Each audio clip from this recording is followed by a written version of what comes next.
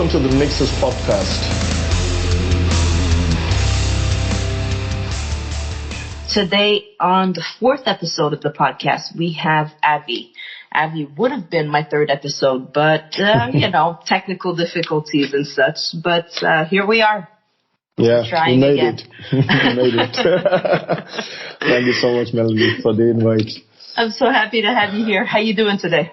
I'm good. How are you? I'm doing really good. How was music introduced to you? I mean, as a child, the main source of music was listening to a lot of radio, and also I used to have a lot of mixtapes with me, where I used to record in those blank recordings the different cassettes and songs of different artists in one tape was kind of an interesting thing. And that used to be also gifts, my cousin used to send me those gifts every year, like a mixtape of all the current songs which are playing in that year. Absolutely. I remember that was kind of a treasure, tapes. I would say. Yeah. Exactly. That was kind of a treasure, I would say, of the 90s. Absolutely, yes. We used to have also those radios which always used to have certain specific stations playing all the time and same songs over and over. And yeah, that was kind of like a daily activity, I would say, just listening to radios for hours and hours and getting introduced to different types of music. But I would say Western music was introduced also through radio to me. And it was like one specific station used to play Western songs in India back then. And I used to pick it up and all those artists of that time, especially all the boy bands, girl bands coming out and raging over the 90s pop scene. Worldwide, everywhere. Worldwide, exactly. Everywhere. And also some of the artists like legends like Celine Dion, Whitney Houston was some of my personal favorites growing up. And also some Queen music, I would say, was part of the picture during that time, even though Queen was way before. Queen is evergreen, even That's now it. we listen to Queen, right? That's it. Queen will never die. Queen never dies. Exactly. But then as kind of I grew older, different types of music I pursued, but more or less during my childhood, pop music was growing and I grew up with that as well. Very cool. How would you describe your music? So since you grew up with pop music, would you say that you mainstreamed, like you stayed in the pop zone? I mean, yes. I would say not mainstream pop, but a little bit of depth in lyrics in certain sense, I would say, because pop music is becoming a bit more towards the groove and less towards lyrics, I would say. Currently, if I go to absolute mainstream, of course, but there are tremendous songwriters out there and I have so much inspiration from them. But my music also, I say that, genre, it would be pop for sure, because I have certain writing patterns and also the time signatures of the songs, the chord progressions kind of go towards that genre more, I would say. But there's depth in your music. I've listened. It's not just let me write the next new pop song that's going to be really, really those repetitive lyrics that are very catchy. It's very well thought of. I like it. It comes from a very personal point of view, I would say, every song. What's your creative process?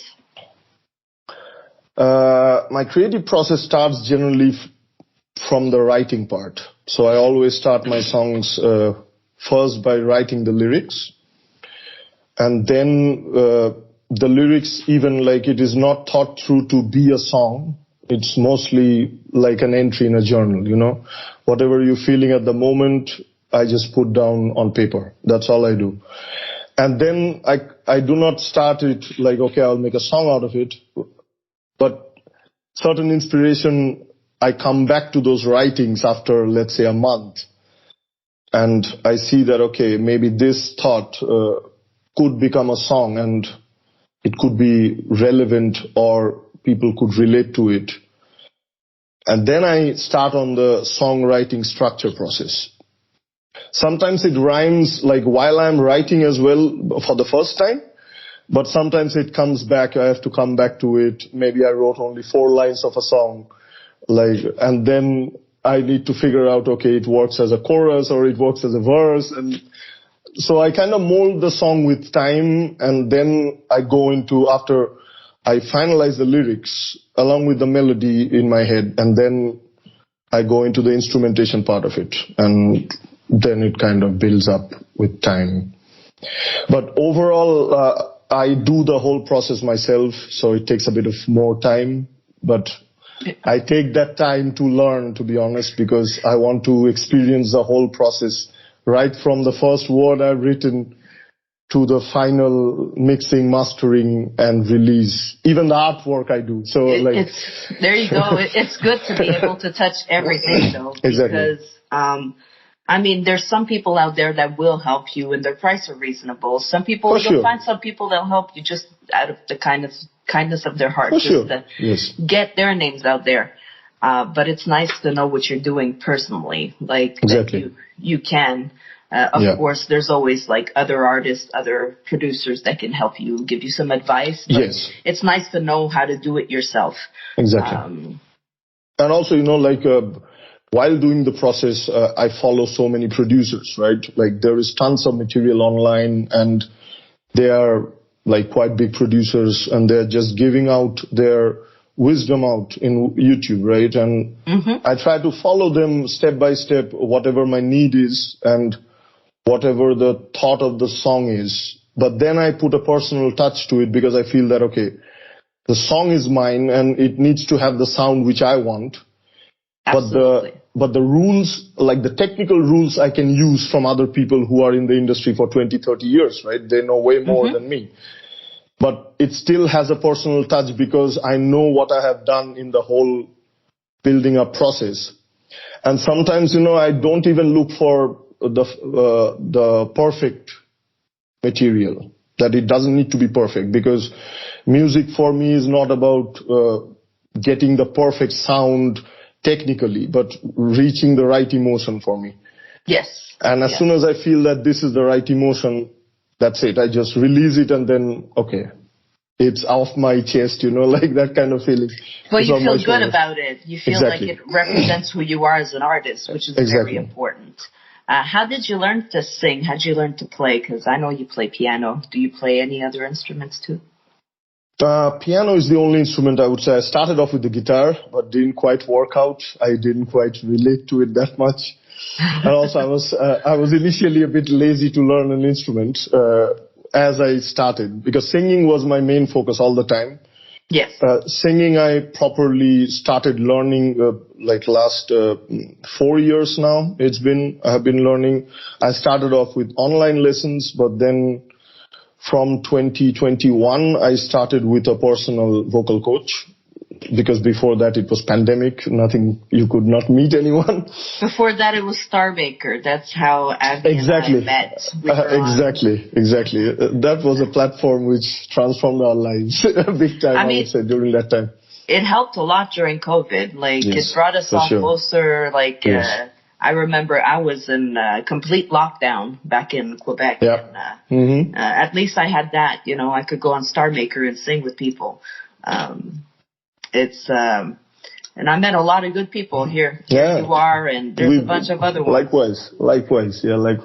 For me, I also discovered Star Maker a bit before that, I would say, because I left my country to study abroad, and that's the time, in 2016, that's the time I kind of discovered this app, and it was more also to, a place to vent for me, because singing was also a bit of emotional vent point. That's also started certain things. And then from then on, it became kind of a positive addiction for me, that every day I used to do it for 2-3 hours sometimes even, and it was going out of hand even sometimes, that I'm staying in that app for 4 or 5 hours. I know. Without even realizing the time. I think we all done that. You're in a room, you're singing with a bunch of people, and then you look at the time and you're like, whoa. Yeah, exactly. I gotta stop. My neighbors are not gonna like me anymore. Like, True. Gotta stop now. True. Who's your inspiration? Like, would be the musician or the band that you admire the most, and why? Hands down, it's a band from Finland called Poets of the Fall. I have been following them for the last 17 years now. And I'm obsessed with them, to be honest. Like, every song has a meaning, like a special meaning to me. And I have felt them in a different level, because a lot of inspiration of my songs also come from their songs. And certain emotions are getting triggered while I listen to them. And then I feel that, okay, I felt this emotion, now let's put that down on paper, and then it becomes another song. That I have done that actually in certain songs. Like, the reason I love them is because they're literally poets. The lyrics that they write, you relate to them in a very different level. It is poetry in a musical form, and that's what I love about them the most. I didn't know them, but because you shared them on your social media. I always do. I always do. I got to hear a few of their songs. They're really good. And also the overall musical arrangement is another thing. The vocalist itself is my idol, I would say. I look up to his way of singing. I try to pick up his nuances, his like articulation in certain way of singing, certain emotions. Yeah. The way he feels every word in a song, it's unbelievable. And I try to not replicate, but I try to feel the authenticity of that. And I try to bring that in my songs as well, that I need to be authentic to express a certain emotion in my song. And that's what I try to do. And they've helped me a lot through all my difficult times, I would say. I owe a lot to them. Yeah. There's always a band like that we stick to, that we, even they follow us throughout the years. Exactly. Even if they stop making music. For me, it was Evanescence. Yeah. Even for that long period of time where she wasn't singing, I could go back to the Amy Lee songs, and it's like every song kind of reminds you of a situation or a time in your life, and it's a whole, process, and that's what music's for, right? Exactly. I was lucky enough also to meet Evanescence. Like, I went to their concert last year. They were doing this, I think, Worlds Collide tour. Yes. Yeah, I went there, saw Within Temptation and Evanescence live. That was amazing, to be honest. Very cool. I got to meet Amy Lee once. Oh, wow. Actually take a picture with her, have her sign something, and then she was gone. Like, it was really quick. It was really, I didn't even say a word. It was just, yeah, I know that feeling. We took a picture and she was gone, and I was like, oh, wow. That was I had the same feeling with Poets, because I met them last year as well in Amsterdam. And like, we took pictures as well, but I did not get the chance to meet my idol, because he already left by the time I could reach. Oh. But I met all the rest of the band members, and it was super cool. I spoke with them even, like, they're super humble. And it also, after you meet them once, there are like two types of reactions. Either you see that, okay, they're a completely different type of person, which you thought they would be. Yeah. Or they are even elevated to a different level of respect, because they are so humble and down to earth. And that's what I felt about Poets, to be honest. Like, they're good people. It's not only about their music, but how they present themselves as person and with their fans. Like, they literally waited for people who went somewhere to get maybe a pen to do the autograph because they forgot. And they waited for 5-10 minutes just for them to come back. And that's pretty awesome. This really touches you, like these kind of small gestures from. Oh yeah, for sure. From these kind of artists, and when they can keep their head, when they can keep the cool, exactly. And just keep being human and not like get big head, big ego. Like, exactly. It's nice to see them humble. Exactly. Yeah. We're going to go to your first song, Avi. We're going to play Heartbeat.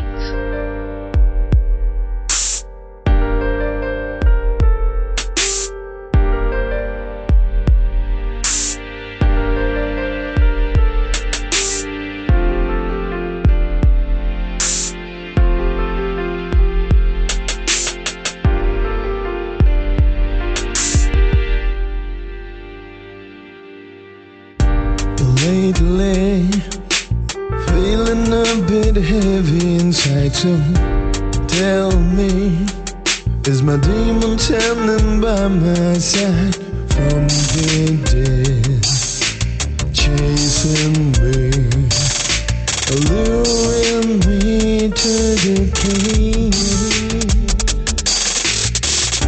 The race is on, but I feel that I've been losing. So hold on, you're the strength that I've been missing. Come fill my soul, raise me up, and bring your heart to find peace.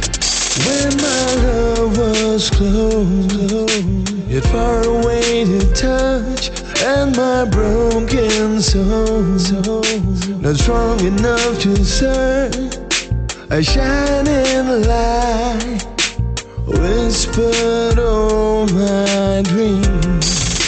I felt you through my heartbeat. I felt you through my heartbeat. I felt you through my heartbeat. I felt you through my heartbeat.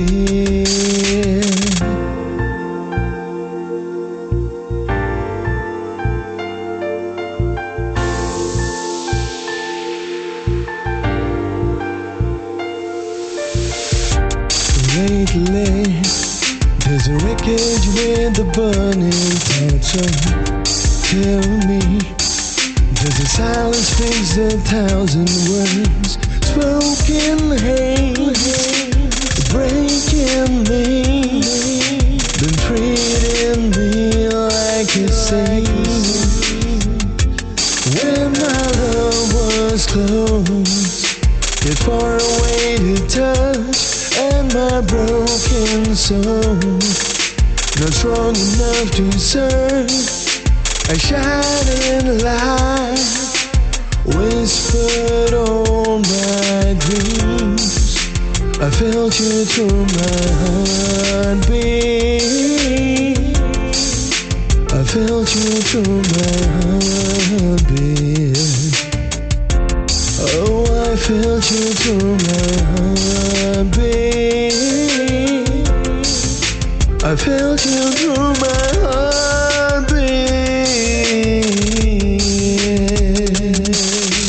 Shining through my life.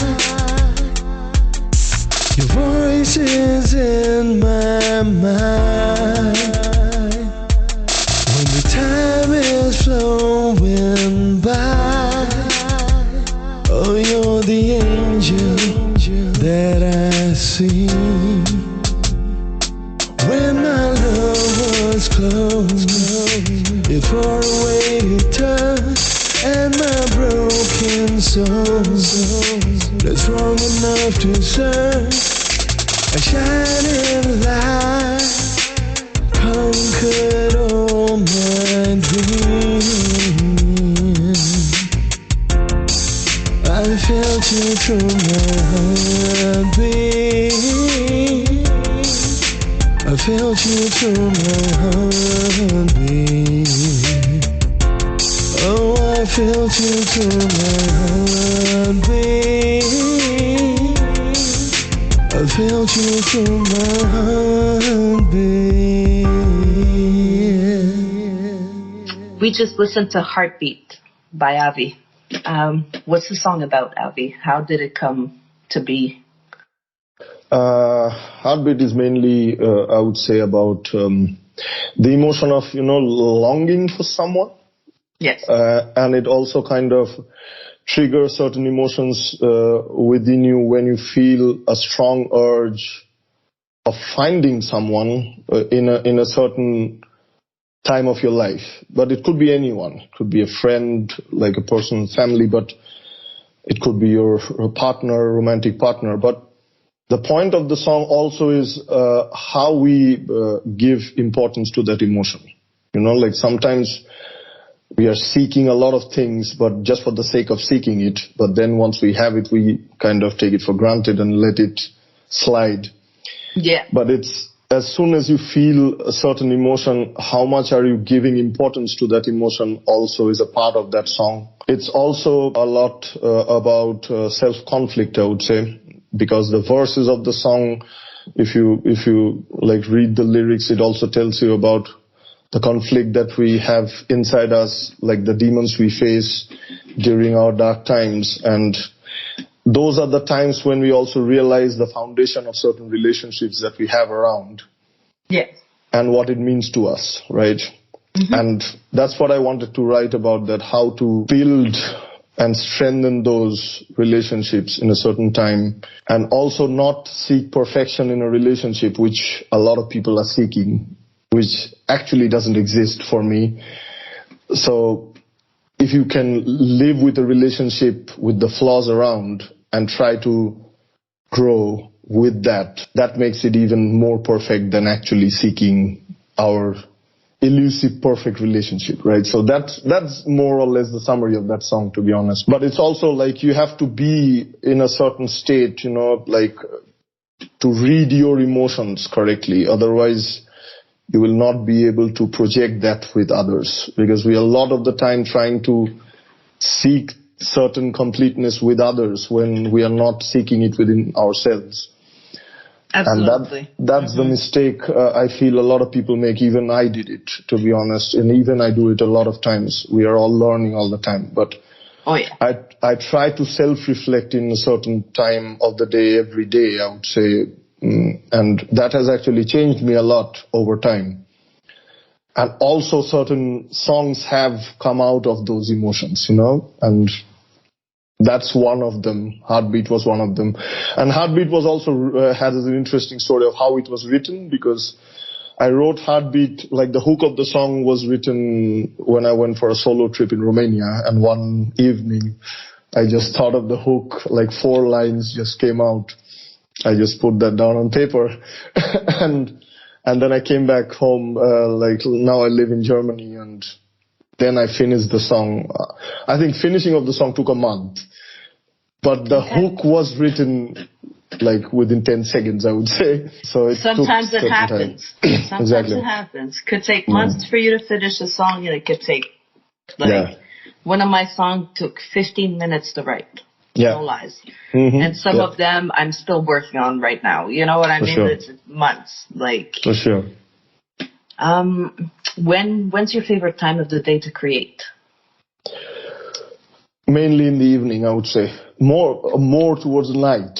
It's like after 9 p.m. when everything shuts down, I would say that's when I start writing, start like playing my piano. I play it with the headphones on so that the neighbors are not disturbed. But generally, I'm not a morning person.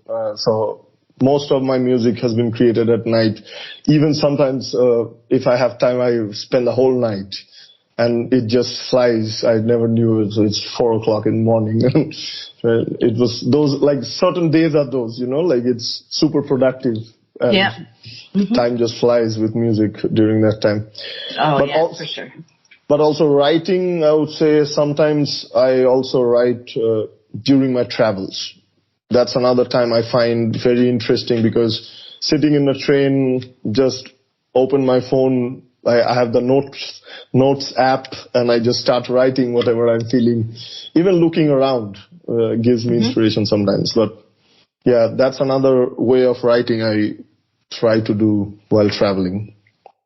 Well, I mean, you could write anywhere, especially now with smartphones and everything. Exactly. You always have something to take a note on. You always know. How do you balance music, life, work, obligations, family?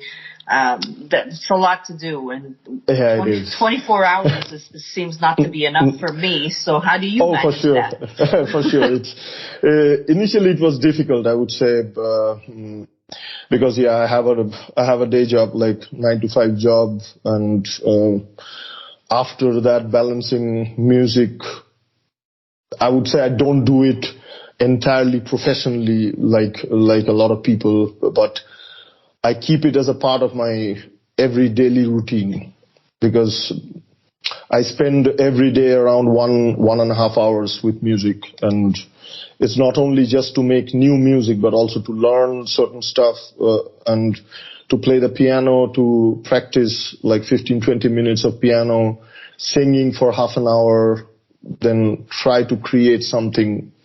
So 1.5 hours I dedicate to music, and now it has become kind of a routine for me.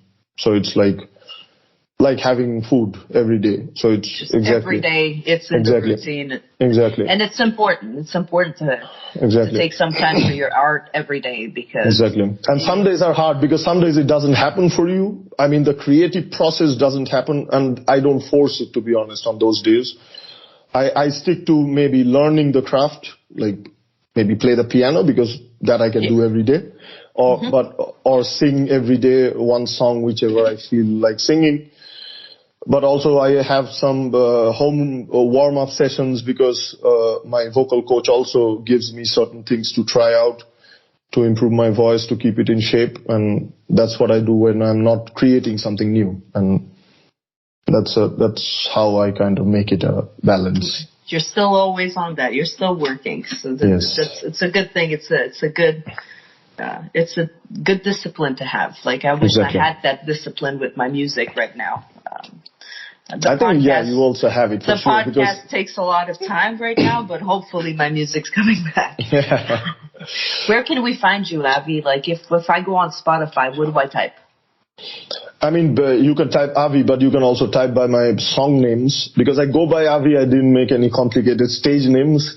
I made a stage name for my YouTube channel because Avi was taken, apparently. But the idea of that name also came from how I write my songs. So I wrote musically yours, Avi. It's because also, like, as a signature that I finish off a story or a letter, like. So I could go on Spotify and look for you. On Facebook also, musically yours, Avi. Yes. On YouTube as well, yeah. So make sure you give him a follow, guys, on his streaming platforms. Let's add his music to playlists. Let's do what we do, guys. Thank you so much. How does music help you in other areas of your life? Music, actually, it's like a therapy, to be honest. It's an everyday therapy session. As soon as I'm sitting with my keyboard after a hard day of work, or even not like stress of work, but also regular life also brings a lot of thoughts with you, right? And nothing is perfect around you. And music calms me down in those scenarios. And writing on top also adds that value, because I felt that I do journaling, and journaling has helped me through a lot of difficult times, because as soon as I put down my thoughts on paper, I feel lighter in my head as well, because it's released out of my body, and body and mind. So these two process both has helped me a lot.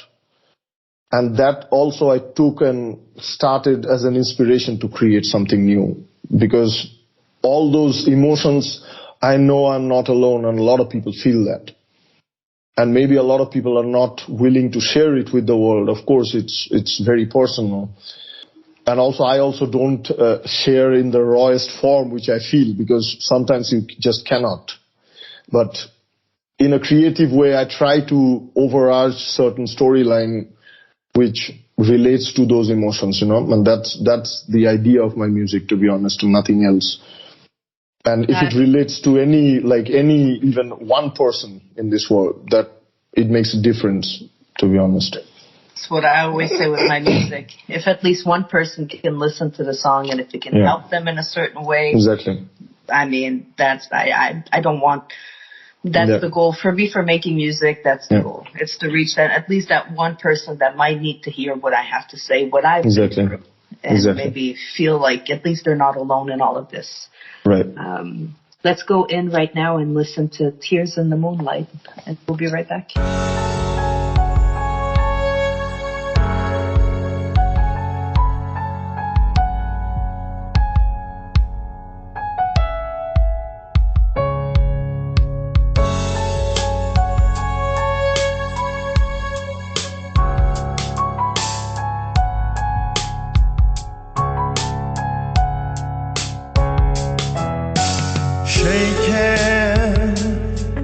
by the whispers in the night.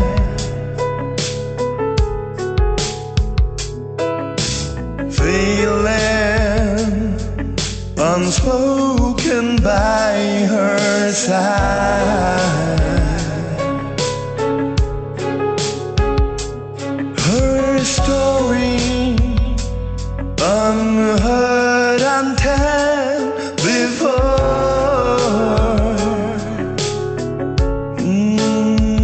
till the time she couldn't take it anymore.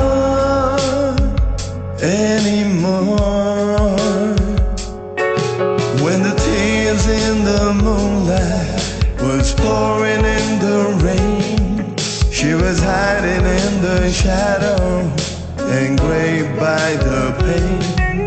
When the sun was shining so bright, but her heart was bleeding blue, and the fire in her soul that blazed for the love that was true.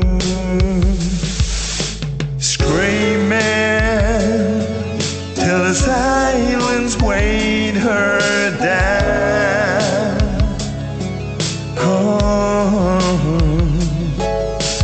Trusting the words between the frown.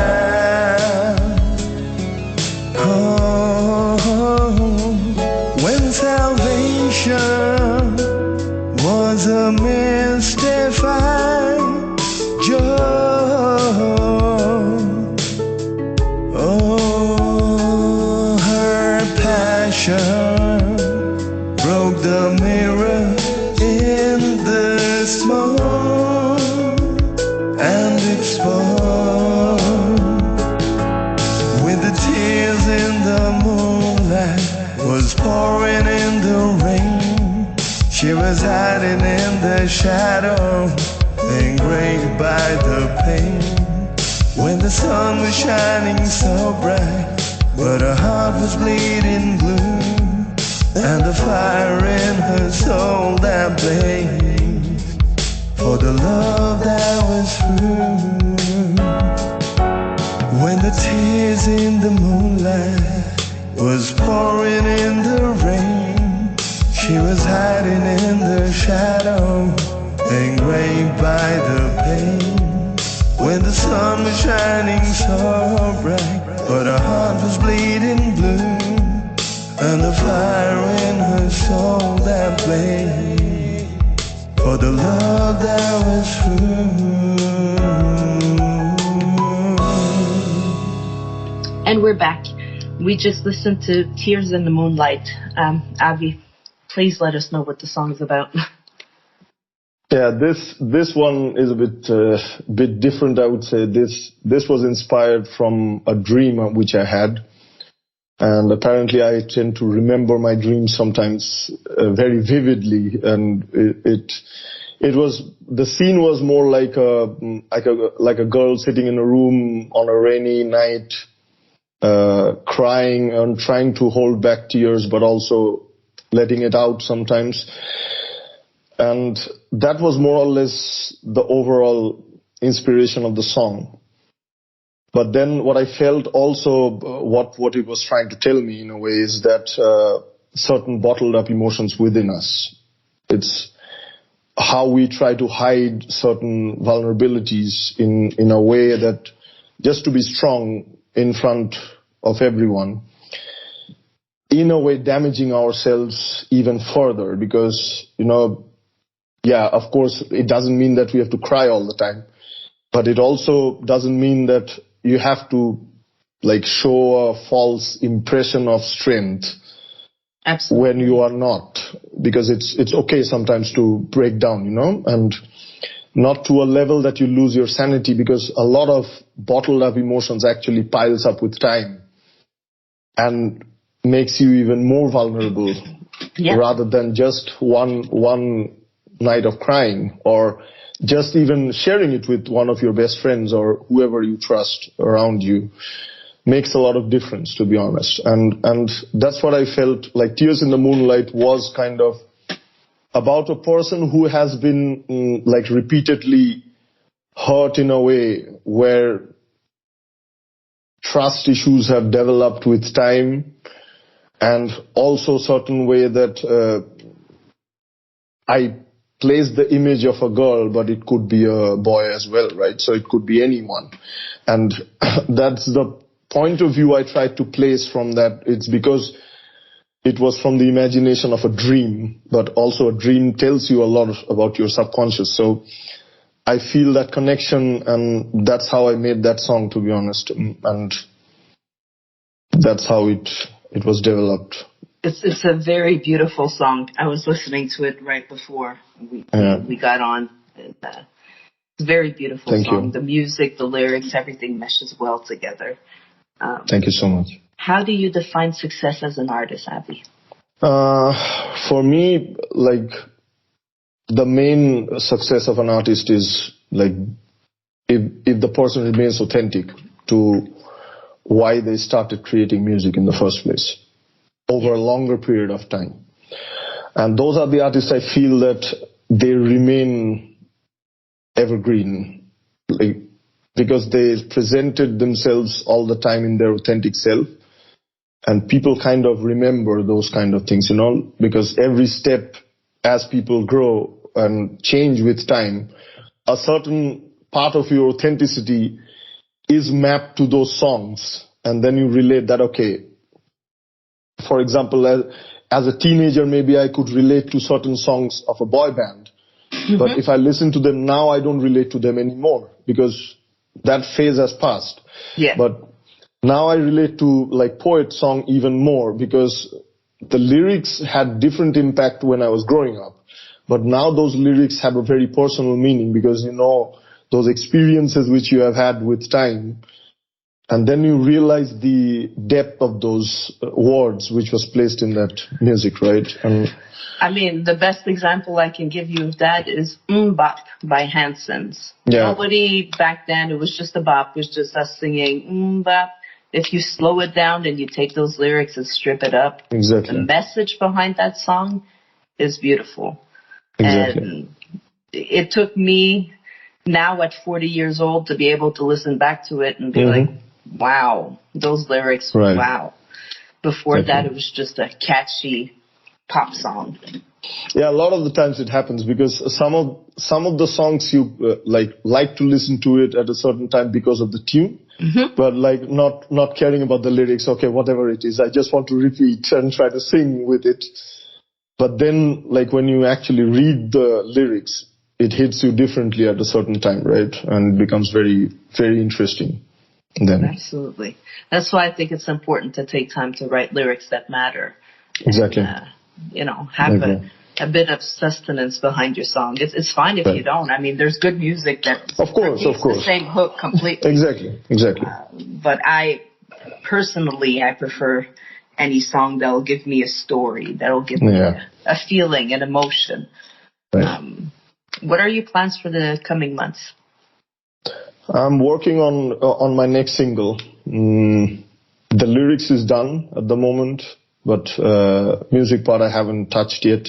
So melody is already in my head. Good. But it's now the orchestration needs to start. So I'll take my time. But yeah, lyrics I finished. I think last month I finished writing the song. And also structuring it in a way I want. Also, key I have selected. So more or less it's getting there. So now slowly building. So we're looking for a new song in the near future. Yes. That's really awesome. What's the next step? Piano? I mean, I always have a piano element. Piano is the starting point of all my songs. And I try to place it even because I feel that the lyrics which I write correlates with the sound of a piano more than any other instruments. And also it can be an excuse to learn piano even better, I would say. That's another way of looking at it. But then also I add on top certain layered instruments and all through my MIDI keyboard because that's the only thing I can play at the moment. But I play around with certain sounds because I like to experiment, but also keeping piano as the core of the sound. So that's the idea I always do in all my songs. That's you. That's your sound. You have your piano and, you know. Yeah.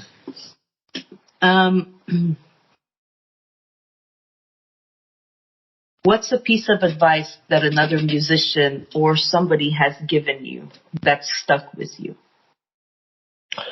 I mean, I've spoken with a lot of singers, I would say, who also went on to become like musician per se.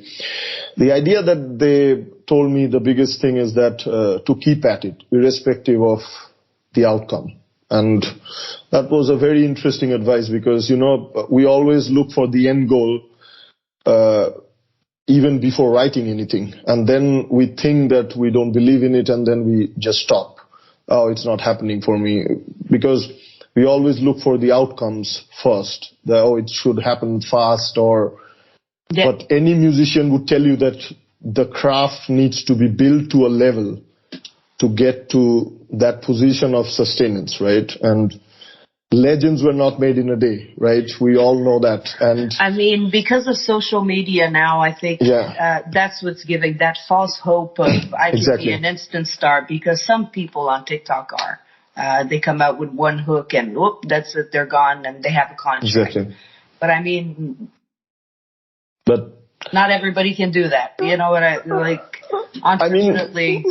I mean, it's also about, you know, like popularity is a different thing, but is popularity correlating to quality work? That's the idea, right? You see a lot of popular people, but are they quality content? And of course, maybe they're reaching certain audience who enjoy that kind of thing. But my idea of music is a bit different, and I would rather focus on improving my craft, which gives me satisfaction, rather than looking for fame, because instant fame, yeah, like I don't care about fame at the moment, to be honest. It's all about reaching one or two people who will relate to it to a depth which I want them to relate, because that's the satisfaction that gives me. Because, you know, like comments I've received from some strangers even after listening to one of my songs, and they just like send me a text in DM that, I could relate to an instance of my life, to certain lyrics which you wrote in this song, and I could feel that it was very authentic, and that's the part which motivates me to write even more, that because I even don't know that person. Exactly. Yeah. That's what's important to me. It's not about the numbers, the streams. Yeah, it happened. For example, Heartbeat worked. I would say in a way, I also didn't expect that it would work like this. But in a year, I got like 20K streams in that, right? But that 20K streams means nothing but the 50 comments which I got on YouTube stating that, I related to the song, the piano sound is beautiful, the lyrics have a very deep meaning, I relate to an instance of my life. That is much more powerful to me than the unknown streams which is happening in the background, to be honest. You're doing music for the right reasons. Yeah. You're not doing it for money and fame. You're doing it because this is your passion. This is what you like to do. If you could give an advice to your younger self, to any kids right now that might be listening, or, you know, their parents listening to this podcast and, you know, their kid who wants to do music, what's the advice? I would say start at the age when you feel comfortable, because music, generally if it started early with an instrument, the culture of music builds with time, and there is never a right age for music. That's what I feel. I started very late, but I used to be associated with, I think we all are associated with music in some form, right? We don't need to make professional music, but everybody listens to music. And even if you have a tiniest amount of inspiration from any of it, just do whatever you feel like. Just play an instrument for the fun of it. And I would say make it a fun activity rather than the outcome of what would happen. So focus on the journey, I would say, more. in music, because that is very magical. And I felt it when I started it much late, I would say, but it's never, that was my time, I would say, when I got that inspiration. And that I never looked back after that, because I don't want to stop this part of me, even though I have a 9-to-5 job which stresses me out sometimes and I don't have the time to maybe do music for a day. I still come back to it, because that's what keeps like my soul fulfilled, I would say, because this is something very special. When you discover it, you really discover something special. And that's the advice I would give them, because keep in touch with music, and in a way that don't feel the pressure of doing music, because that's what demotivates a lot of people to not get into music.